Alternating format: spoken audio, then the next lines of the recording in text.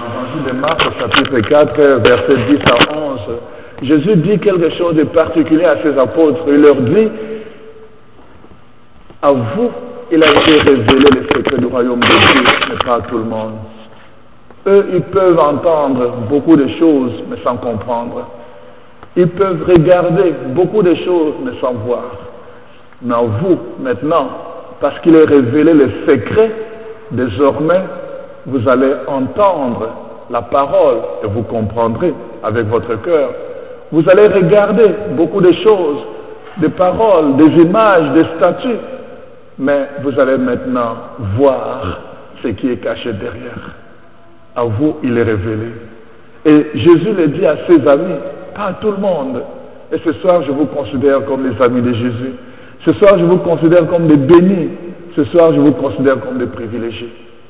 Alors, soyez fiers vraiment d'être les amis de Jésus.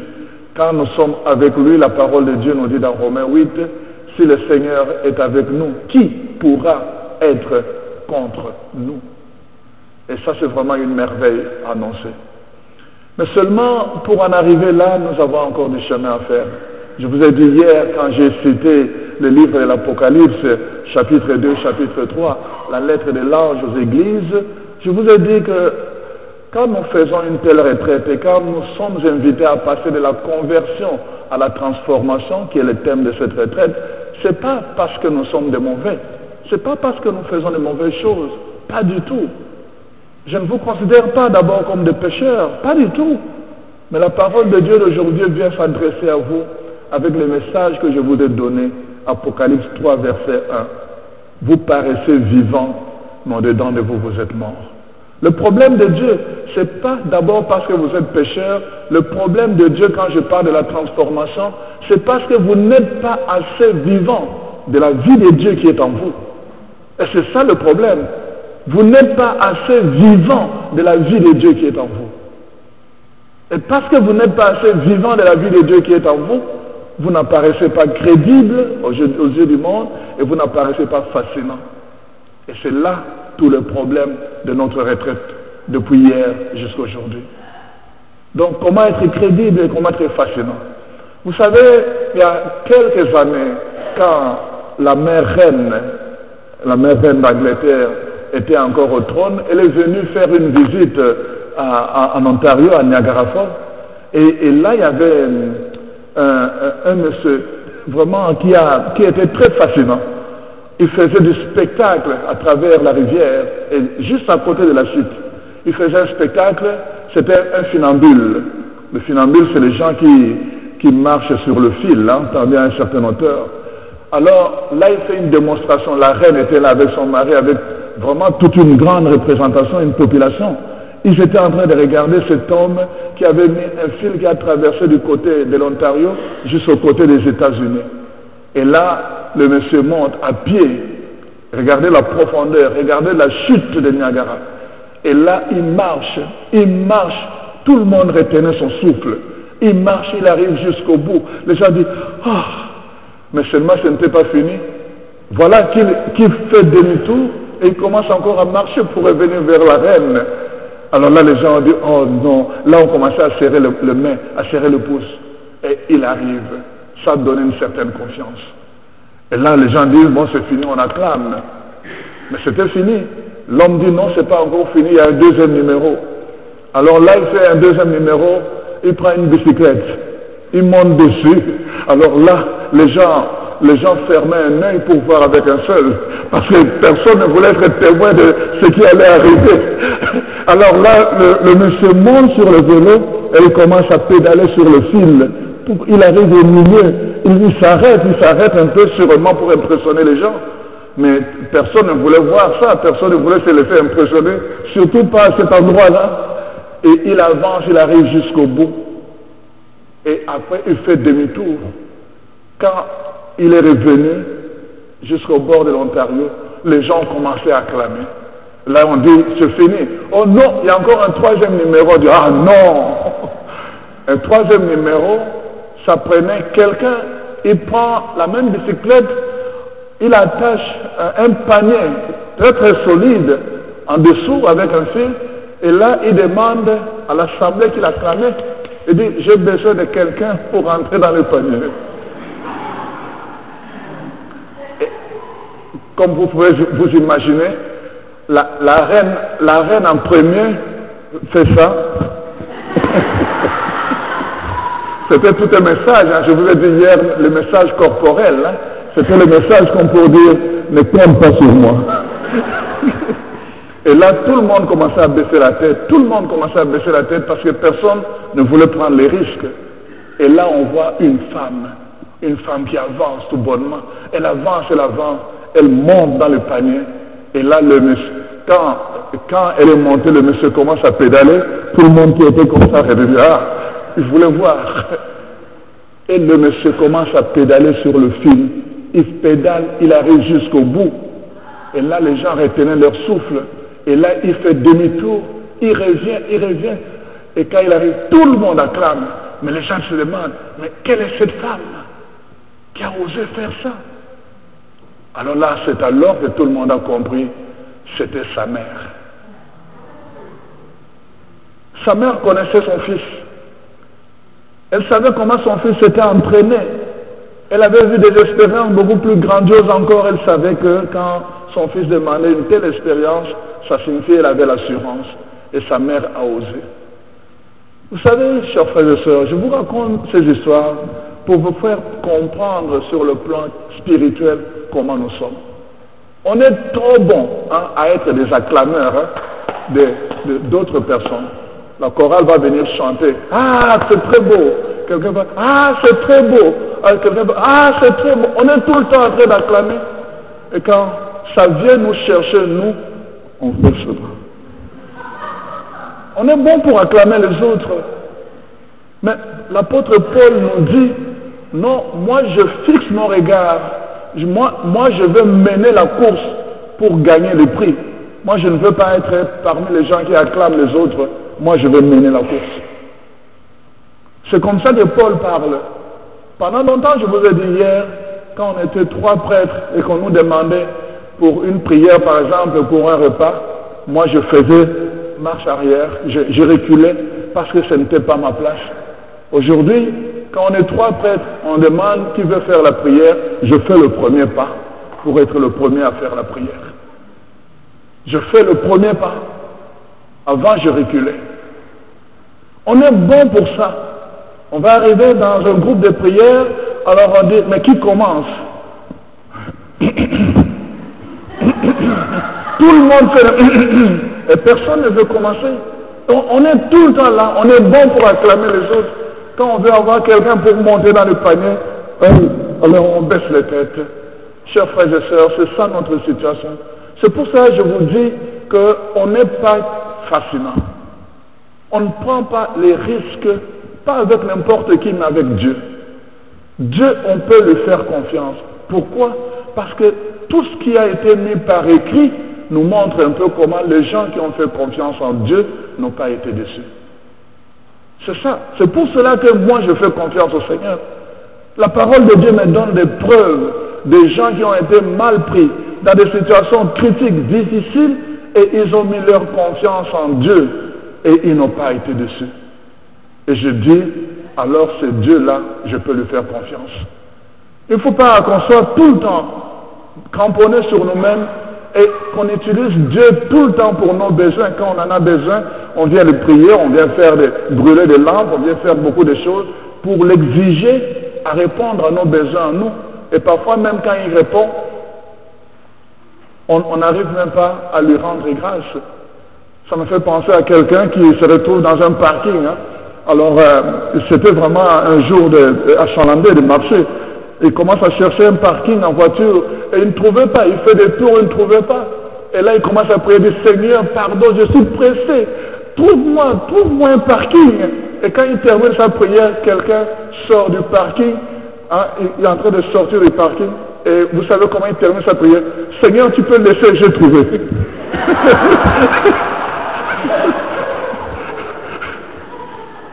Tu peux laisser, j'ai trouvé. Il vient de demander au Seigneur, au lieu de le remercier parce qu'il y a quelqu'un qui vient de dégager, non, il pense que c'est lui qui a trouvé, et il dit à Dieu, non, laisse de me trouver un parking, je vais le trouver moi-même. On est comme ça dans notre relation avec le Seigneur. On n'est pas fascinant. Chers frères et sœurs, le temps de retraite, c'est un temps où, pendant 40 jours, en carême, le Seigneur nous entraîne en écart pour renouveler notre façon de penser. Tout commence par la pensée. Le livre de Proverbes au chapitre 22 dit ceci: l'être humain est comme ce que ses pensées. Tout commence par la pensée. Et pendant longtemps, on nous a inculqué une façon de penser. C'est pour cela que c'est important que la parole de Dieu nous renouvelle. Je sais que ce n'est pas de notre faute. Je sais qu'on a été le fruit d'une certaine culture aussi, une culture religieuse aussi. Mais aujourd'hui, nous le voyons, avec tous les changements qui arrivent, des gens de certain âge apprennent à utiliser l'ordinateur. Ils apprennent à utiliser les moyens modernes d'aujourd'hui parce qu'ils veulent être de leur temps. C'est ça que je veux dire. Sur le plan spirituel, sur le plan chrétien, nous avons aussi à être en chemin. L'Église, c'est une communauté en marche. Il n'est pas statique. Il est en marche. Nous sommes en marche. C'est l'exode. Nous passons d'un royaume à un autre, mais nous sommes en marche. Pendant le désert, vous savez, la parole de Dieu, moi, ça m'a beaucoup touché. Dans le livre d'Exode, la parole de Dieu dit ceci: Dieu aurait pu faire passer le peuple d'Israël par un raccourci pour arriver à la terre promise, mais il a choisi le chemin le plus long. Je cherchais à comprendre pourquoi Dieu peut faire des choses comme ça, mais c'était pour que pendant le trajet long, que le peuple apprenne à se purifier et à ne compter que sur Dieu seul. À ne compter que sur Dieu seul. Dans le désert là, il n'y avait rien d'autre sur quoi le peuple pouvait compter. Il devait apprendre à ne compter que sur Dieu seul. Et ça, c'était vraiment une purification au niveau de la pensée. Rappelez-vous, premièrement, Moïse a eu une éducation égyptienne. Il a été dans la maison de Pharaon. Lui n'a pas eu l'éducation, donc en fait, d'Abraham, d'Isaac, de Jacob. Il n'a pas connu ce Dieu-là, il a connu le Dieu de ses parents, qui était le Pharaon. Rappelez-vous d'abord, donc, la première personne, Moïse, regardez, quand Dieu lui dit, je vais te parler, il lui donne rendez-vous sur la montagne. La parole de Dieu dit, pendant 6 jours, Dieu ne parlait pas. Moïse était là en train d'attendre Dieu pour venir lui parler. Dieu ne venait pas. Le deuxième jour, Dieu ne venait pas. Le troisième jour, il ne venait pas. Il a fallu le 7e jour pour que Dieu lui parle. Pourquoi? Quand vous regardez les commentateurs de la parole de Dieu, de la Bible, ils vous disent tout le temps, ces 6 jours de silence étaient pour que Moïse puisse se défaire de tous les dieux égyptiens qu'il avait appris à prier avec ses parents. Pour que quand il va entendre la voix de Dieu, qu'il puisse la distinguer des autres divinités. Dieu a gardé silence pendant 6 jours. Ça fait peur de garder silence. Mais c'est comme ça que Dieu nous éduque. Pendant 40 jours, Dieu nous entraîne en écart pour renouveler notre système de pensée. Comment penser comme Dieu aime que ses enfants pensent. Moi, je dis tout le temps aux gens, rappelez-vous, nous avons l'ADN de Dieu. Nous avons l'ADN de Dieu. Il faut que les gens voient que notre façon de penser, de parler et d'être, ça transparaît quelque chose de Dieu parce que nous avons son ADN par notre baptême, par notre communion, par nos assemblées, par la communion avec la parole de Dieu.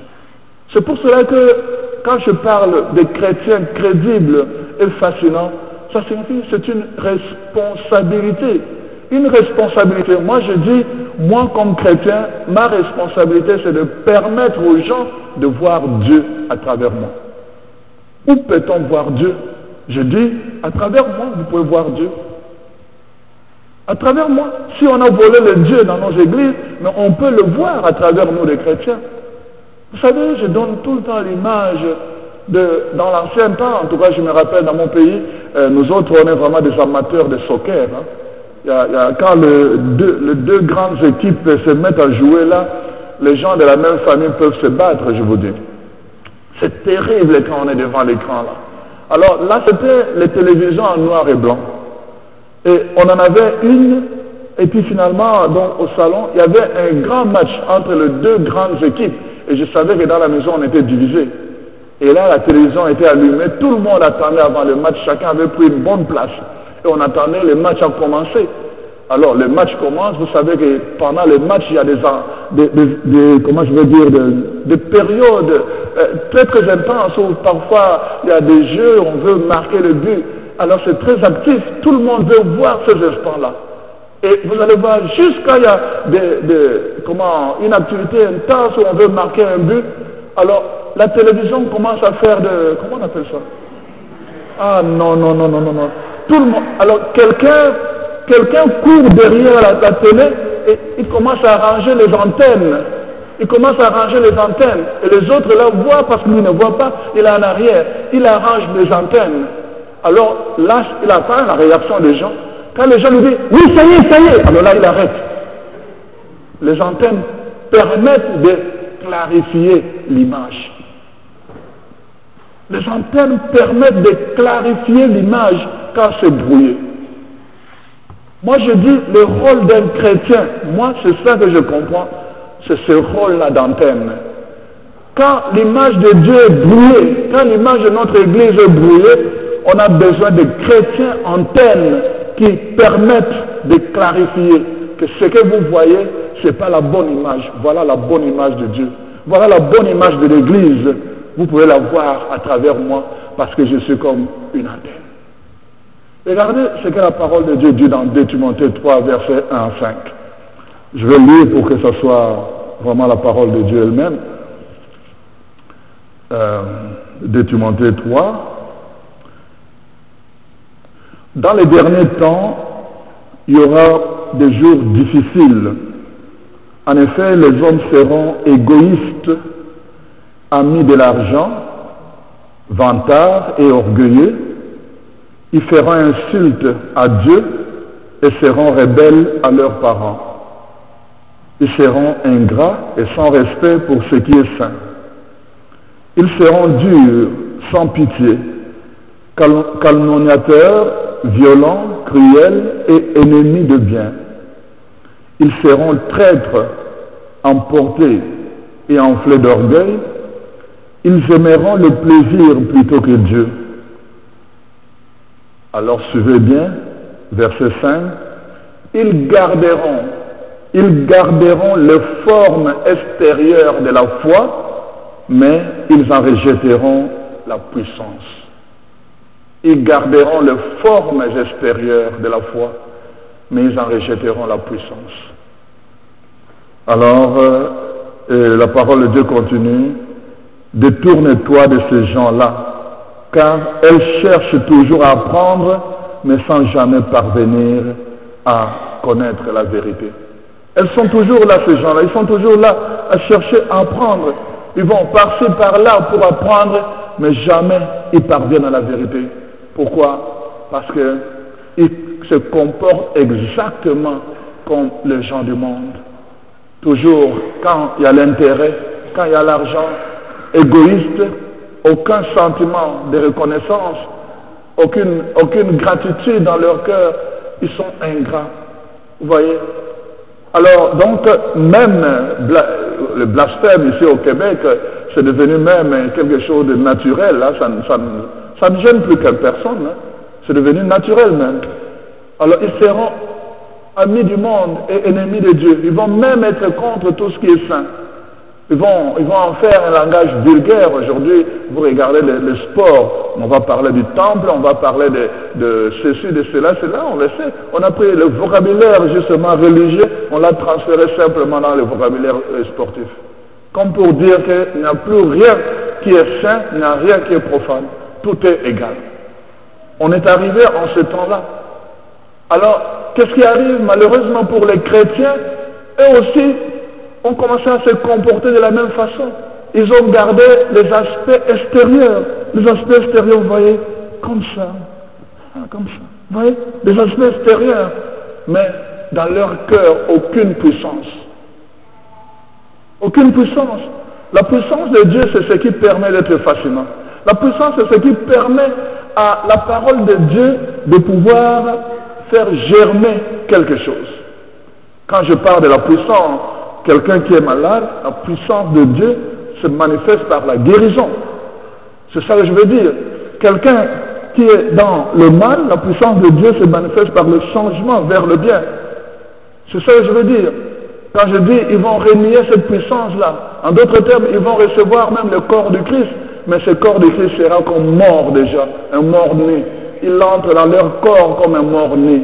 Il n'a aucune puissance, aucun effet. Pourquoi? Parce que déjà, ces gens-là, ils n'acceptent pas d'être différents. Un chrétien doit être comme une antenne qui clarifie les choses.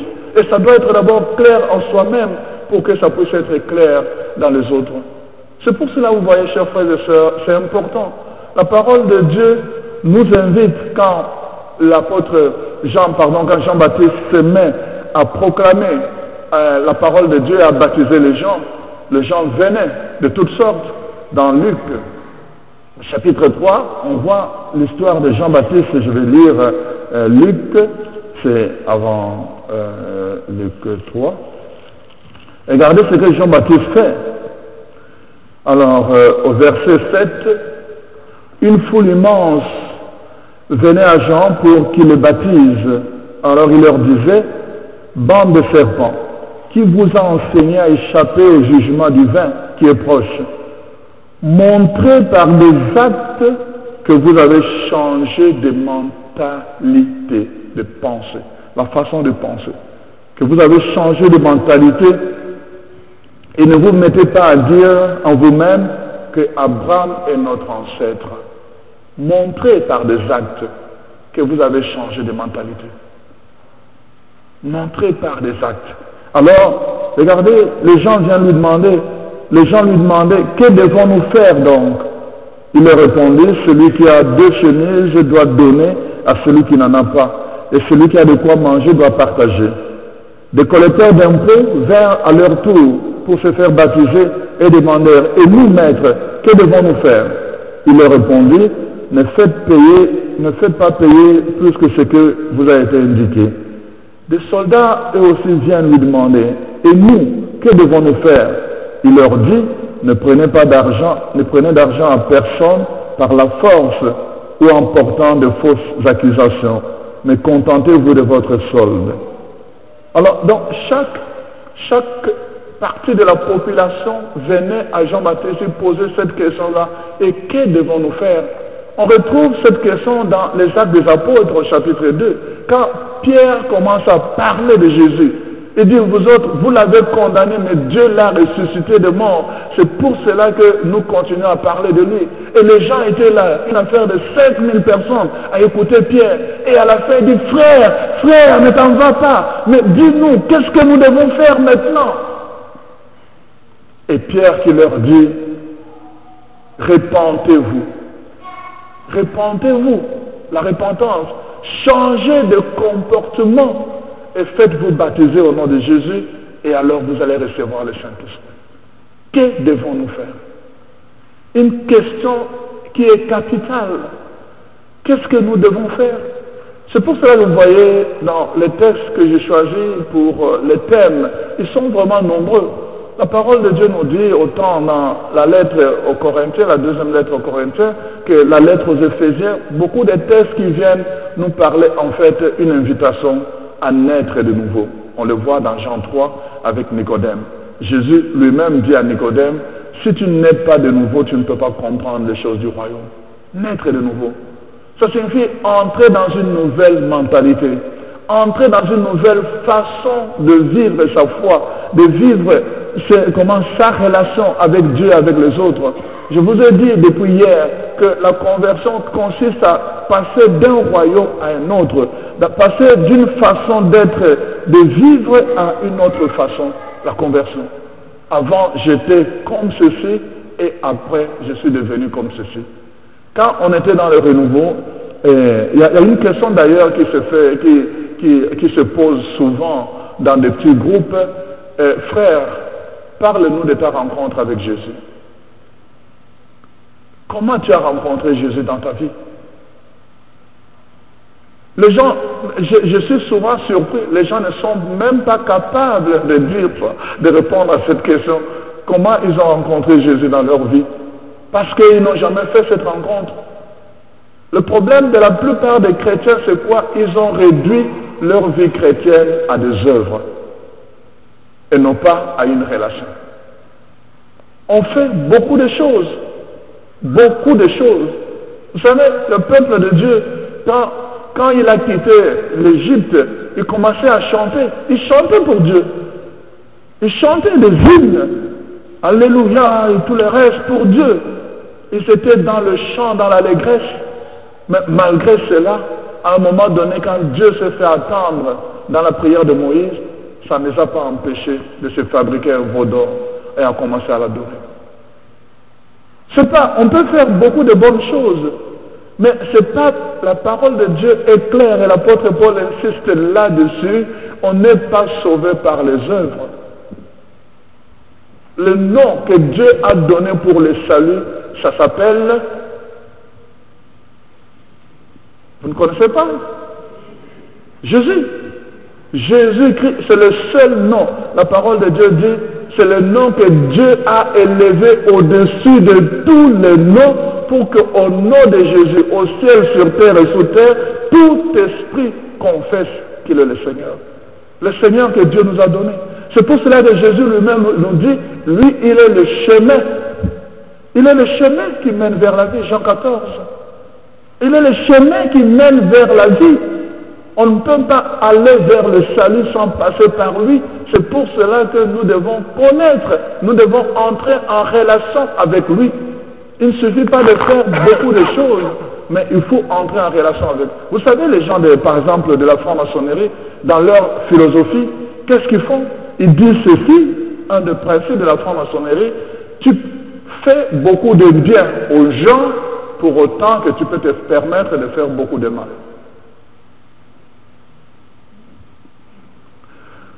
Fais beaucoup de bien, pour autant, tu peux te permettre de faire beaucoup de mal. En d'autres termes, en fait, c'est ce qu'il appelle la loi du karma. C'est-à-dire que quand le bien que tu fais, quand tu feras du mal, ça va venir compenser. Ça va compenser, donc tu n'auras pas à te juger, à te faire des remords, pourquoi j'ai tué, mais tu as fait du bien aussi. Tu as fait beaucoup de bien dans les œuvres de charité et tout le reste. Le bien que tu as fait compense au mal que tu auras fait. Donc, faire le bien tout simplement, ça ne suffit pas. Ça ne sauve pas. Le nom que Dieu nous a donné pour le salut, c'est une personne. Il s'appelle Jésus-Christ. Il est vivant. Il est ressuscité. Et la parole de Dieu nous dit dans la deuxième lettre aux Corinthiens, si l'Esprit qui a ressuscité Jésus d'entre les morts habite en nous, alors nous ne pouvons plus être comme des gens morts. Nous aussi, nous devons être comme des gens ressuscités. Si l'Esprit qui a ressuscité Jésus est en nous, parce que c'est le même Esprit que nous avons reçu, alors nous ne pouvons plus continuer à nous conduire comme des chrétiens morts. Nous devons maintenant apprendre à nous conduire comme des chrétiens vivants. Parce qu'il a ressuscité Jésus, Jésus est vivant, nous devons être un corps vivant. C'est pour cela que je vous ai dit au début de cette soirée que le problème de Dieu, ce n'est pas d'abord parce que vous êtes des pécheurs, mais le problème de Dieu, c'est que vous ne transmettez pas, vous ne faites pas apparaître cette vie de Dieu qui est en vous. Vous connaissez l'histoire de l'aigle qui a été élevé parmi le poussin. Il a été élevé parmi le poussin. Quelqu'un a ramassé un œuf d'un aigle et il est venu le mettre avec le couver, avec les œufs de poussin, de poule. Et là, finalement, la poule a couvé les œufs et à la fin, tout a éclos. Et puis, voilà, l'aigle a grandi avec le poussin. Et il commençait à se comporter exactement comme le poussin. Parce qu'il ne connaissait pas son identité. Il se comportait comme le poussin. Jusqu'au jour où un épervier est venu pour attraper un des petits poussins. Et là, c'était sauf qu'il peut. Et ce jour-là, il a osé lui aussi sauf qu'il peut. Et il a réalisé qu'il pouvait s'envoler plus que les autres. Pendant tout le temps, il était dans l'ignorance et il se comportait comme un poussin alors qu'il était un aigle. Combien de chrétiens à cause de l'ignorance. La parole de Dieu dit, mon peuple meurt faute de connaissance, à cause de l'ignorance. Mon peuple se conduit comme un peuple mort, alors qu'il est vivant. On se conduit comme un aigle au milieu des poussins, alors qu'on est des aigles. On est appelé à s'élever. On est appelé à aller au-delà des choses. Alors c'est pour cela que c'est parce qu'on avait prévu un chant après le temps. Vous auriez pu jouer un peu, ça m'aurait... Allez-y. Moi, quand vous me laissez la parole, là, je peux être perdu, vous savez.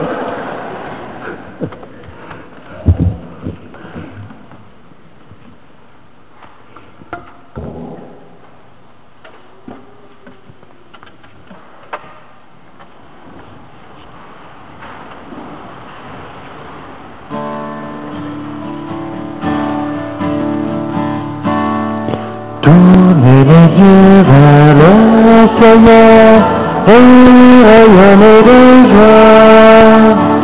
Chantez son nom de tout votre cœur, il est votre sauveur, c'est lui votre Seigneur. Je cherchais le Seigneur, il m'a écouté. Il m'a guéri de mes peurs, et sans fin je le louerai. Tournez les yeux vers le Seigneur, et rayonnez de joie. Chantez son nom de tout votre cœur, il est votre sauveur, c'est lui votre Seigneur.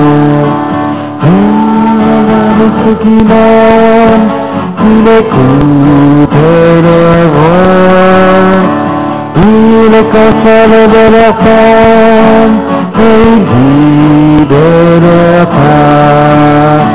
Tournez les yeux vers le Seigneur, et rayonnez de joie. Chantez son nom de tout votre cœur, il est votre sauveur, c'est lui votre Seigneur. Ceux qui cherchent le Seigneur ne seront privés de rien. S'ils ouvrent leur cœur, ils seront comblés de bien. Tournez les yeux vers le Seigneur et rayonnez de joie. Chantez son nom de tout votre cœur, il est votre sauveur, c'est lui votre Seigneur. Tournez les yeux vers le Seigneur et rayonnez de joie. Ça, c'est vraiment un exercice que nous avons à faire, rayonner de joie quand nous nous tournons vers le Seigneur. Quand on sait quel est notre Dieu, quand on sait qui est notre Dieu, on n'a pas de choix que de rayonner de joie. Je dis tout le temps, tout va bien. Tout va bien. Vous ne le savez pas, j'ai dit au Père curé, j'ai dit aux autres, j'aurais pu manquer cette retraite, vous savez. J'étais hospitalisé depuis le 25 janvier. Je suis sorti de l'hôpital le 27. Et on m'a levé la dernière perfusion pour, intraveineuse, antibiotique intraveineuse, vendredi et samedi je venais ici. J'ai encore d'ailleurs les choses ici. Et les gens qui m'ont vu à l'hôpital, qui me verraient en train de vous parler, ils vont dire c'est un miracle. Pourtant, depuis l'hôpital, à la sortie, les infirmiers et les infirmières qui venaient me soigner à domicile, tout le temps, je souriais toujours. Ils disaient, mais tu es vraiment merveilleux. Je dis, mais oui, je crois en Dieu. C'est vraiment merveilleux de savoir qui est notre Dieu. À travers toutes les épreuves, on sait qu'il est là. Et chaque épreuve est une école où on apprend justement. J'ai appris que la vie ne tient en rien. Et parce que justement la vie ne tient en rien, ma relation avec le Seigneur doit davantage s'affermir parce que je sais qu'à tout moment où je disparaîtrai de ce qui va rester, c'est ma relation avec le Seigneur. On apprend toujours de chaque chose. Moi, je dis, notre vie ici sur terre, c'est une école. Chaque personne que le Seigneur met sur notre chemin, chaque personne, vous savez, moi, j'ai appris la patience avec les gens. Hein, vous connaissez le type de gens qui viennent vous talonner tout le temps, hein, qui viennent vous talonner tout le temps. Hein, tout le temps. Alors, ça va, ok, bon, et alors, on a tendance à dire ça, mais c'est cette personne, avant je me fâchais, après, maintenant je regarde avec des yeux nouveaux, je me dis, ça c'est mon école de la patience. C'est mon école de la patience. Le Seigneur est en train de me tailler à travers cette personne pour que j'apprenne ce que c'est la patience. Dans le mot patience, en latin, patir signifie souffrir. Il y a une souffrance. Quand le Seigneur nous taille, il y a une souffrance. Et maintenant, j'ai appris cela. Pendant longtemps, si j'ai le temps demain de vous raconter mon histoire du pardon, aujourd'hui, quand je rends grâce au Seigneur, je nomme les personnes qui m'ont offensé. Les personnes, même le confrère qui a provoqué mon accident dont je vous ai parlé hier, je dis merci Seigneur. Parce que c'est avec eux que j'ai appris ce que c'est le pardon. Et j'ai appris que le pardon était très très difficile. Mais grâce à eux, pendant longtemps je disais, notre Père qui es aux cieux, ton nom soit fait, avec sourire, hein, que ton règne vienne, pardonne-nous nos offenses comme nous pardonnons. Je ne savais pas ce que c'est. Je ne savais pas ce que c'est une offense. Jusqu'au jour où ces personnes m'ont offensé. C'est très dur les offenses. Mais au bout de compte, c'est plus merveilleux le pardon. Et maintenant, je rends grâce au Seigneur parce que quand je parle du pardon, je parle d'expérience. Je ne parle plus de théorie. Notre vie sur terre, c'est une école. Le Seigneur nous met avec des personnes qu'on n'a pas choisies. Avec des personnes de tout caractère. Ne faites pas comme cet homme, le prédicateur demande aux gens, il dit, bon alors pour le dimanche de Rameau, préparez une croix et que tout ça, alors après, bon maintenant, et après tout le monde revient et dit, apportez votre croix, on va prier d'abord pour ça et tout. Et pendant la conférence, il dit, est-ce que chacun a apporté sa croix? Il dit, oh oui, il dit, montrez votre croix. Et là, on voit un monsieur qui prend sa femme qui se lève.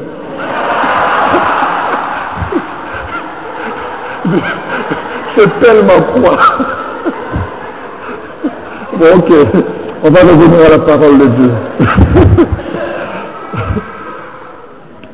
Alors, la question, que devons-nous faire? Que devons-nous faire, mes frères? Regardez ce que la parole de Dieu dit dans 2 Corinthiens au chapitre 6. Je prends le verset 14 jusqu'à la fin. Il dit ceci: n'allez pas vous placer sous le même joug que les incroyants, d'une manière absurde. Comment en effet ce qui est juste pourra-t-il s'associer avec ce qui est mauvais? Comment la lumière pourra-t-il s'unir à l'obscurité? Comment le Christ pourra-t-il s'entendre avec le diable? Ou bien, qu'est-ce qu'un croyant peut avoir en commun avec un incroyant? Quel accord peut-il y avoir entre le temple de Dieu et les idoles païennes? Car nous sommes, nous, les temples du Dieu vivant. Et comme Dieu dit lui-même, je demeurerai parmi vous et je marcherai avec eux. Je serai leur Dieu et ils seront mon peuple.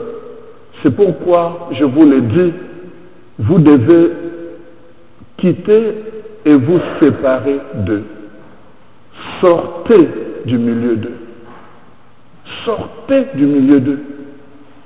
Il y a une fois, des amis m'ont amené c'est Langevin, non? Il y a à Montréal, il y a sur l'autoroute Langevin, quelque chose de comme ça. Il y a quelque chose, marché aux puces, quelque part là-bas. Hein?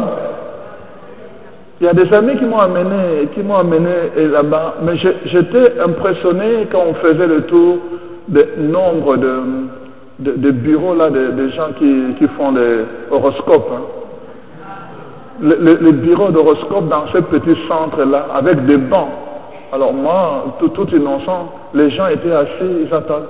Je dis, mais quoi, il y a des consultations de médecins ici? Je dis, non, pas de médecins, c'est horoscope. Tous ces gens assis, ils attendent ça. Elle dit, mais oui, ils attendent chacun à son tour pour aller consulter. Et je parie que parmi ces gens, il y avait des chrétiens. Et il y avait des catholiques. Sortez du milieu d'eux.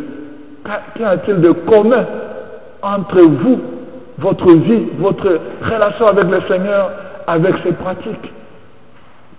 Que devons-nous faire? C'est ça. On ne peut pas être fascinant et crédible en demeurant le même dans notre homme ancien.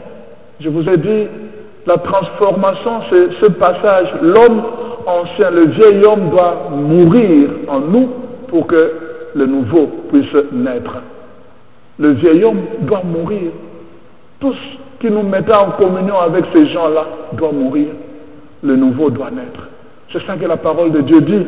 Et dans 2 Corinthiens au chapitre 5, verset 17, il dit ceci: dès que quelqu'un est uni au Christ, il est né de nouveau. Ce qui était ancien a disparu, ce qui est nouveau est là.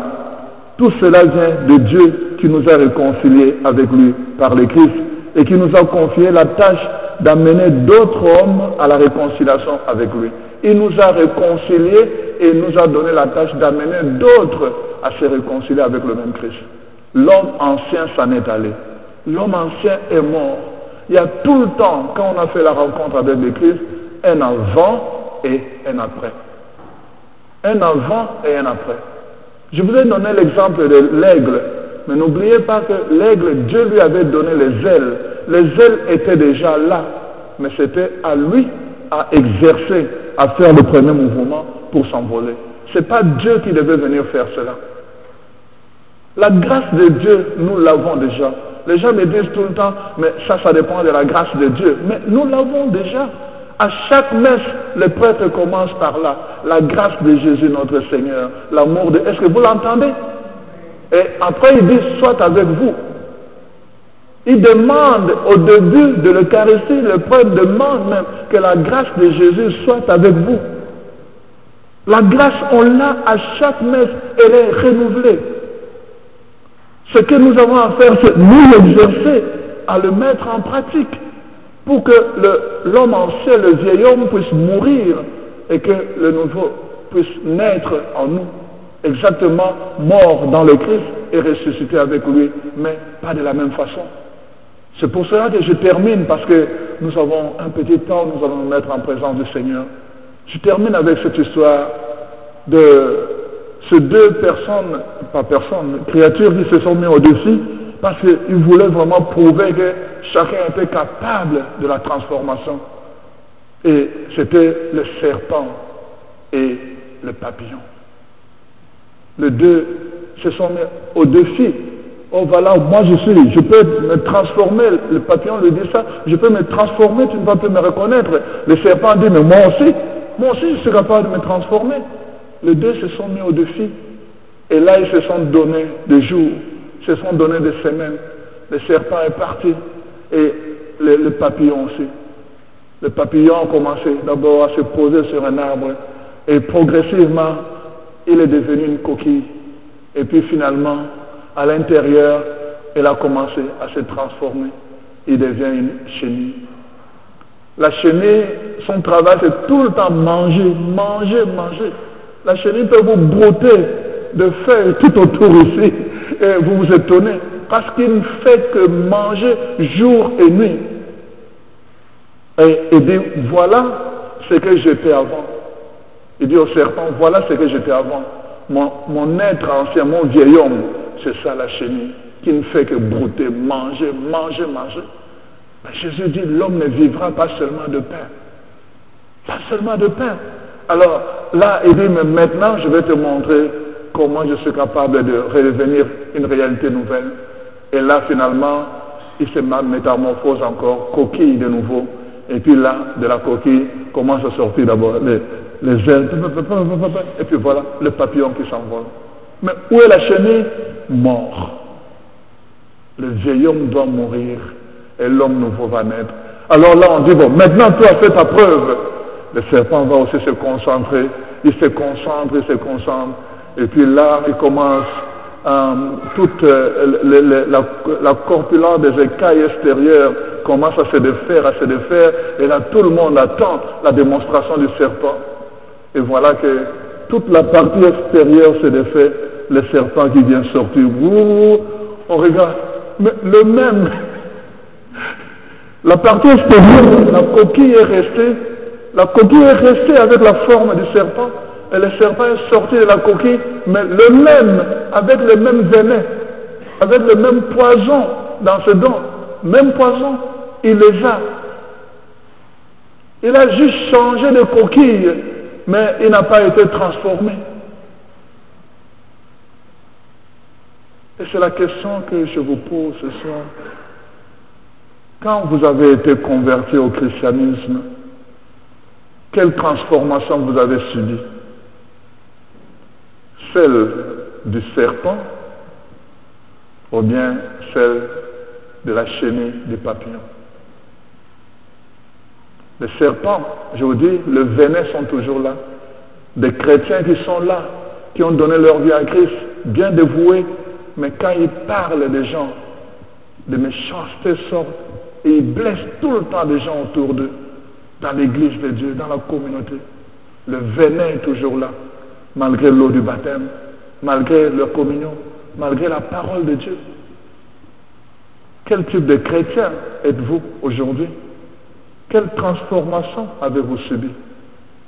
Celle du serpent, où vous avez juste enlevé une coquille, mais vous êtes resté le même, ou bien la chenille qui a cessé de brouter, pour finalement devenir un papillon capable de s'envoler, prendre un peu de liberté, tout ça, faire un autre mouvement. Pourtant, le Seigneur nous appelle à cela. Et comme je vous disais hier, il n'est pas trop tard. Notre Dieu n'est pas un Dieu qui nous juge. Au contraire, c'est un Dieu qui nous tend encore la main en nous disant, je suis capable de faire du neuf. Je suis capable de faire jaillir un fleuve d'eau là où il y a eu la sécheresse, dans ta vie, dans ton cœur, dans ton couple, dans ta famille. Je suis capable de faire jaillir. Je suis capable. Mais nous devons lui donner la permission. C'est pour ça que je vous propose ce soir, avant de nous en aller, pendant quelques minutes seulement, nous allons prendre le temps d'un face à face. Je vous ai dit au début, Dieu nous entraîne en écart pour nous parler cœur à cœur. Je ne dis pas la prière de conclusion parce que je veux que chacun la dise dans la vérité devant le Saint-Sacrement. Je ne dis pas la prière du pardon, la démarche du pardon. Je veux que chacun la dise devant le Saint-Sacrement. Que tu puisses dire au Seigneur ce soir, oui Seigneur, maintenant je prends de plus en plus conscience que tu m'as donné la vie, non pas parce que je suis le meilleur. Tu m'as donné la chance de te connaître, non pas parce que je suis le meilleur, mais tu attendais de moi, comme ces vignerons, que je puisse porter de fruits. Mais ma vie, je l'ai menée, non pas nécessairement dans le mal, mais je n'ai pas manifesté la puissance de ton évangile, de ton nom. Je n'ai pas manifesté la puissance de la vie que tu as mis en moi. Je n'ai pas manifesté la puissance de ton esprit. Et ce soir, je veux me mettre en ta présence. Ce que nous allons faire, moi je l'explique en 2 mots. Nous allons nous mettre comme la lune devant le soleil. Nous allons nous laisser pénétrer par la lumière du soleil pour qu'à notre tour, nous puissions briller comme la lune. Mais d'abord, nous devons nous mettre en présence du Seigneur, en présence du soleil. Jésus est le soleil levant dans nos vies. Il est capable de transformer notre noirceur en lumière. Et ce soir, il peut le faire. Mais nous devons lui donner la permission. Alors nous allons nous disposer, ceux qui le veulent. On va prendre quelques minutes simplement à se mettre devant le Saint-Sacrement pour que chacun exprime la prière du fond de son cœur. Merci.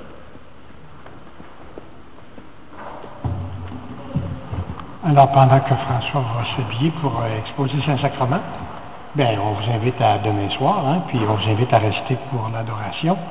Et quand vous partirez, bien, j'ai mis des paniers en arrière comme hier. à chacune des portes et au centre pour nous permettre donc de soutenir François dans son ministère. Alors, bonne fin de célébration par adoration et à demain.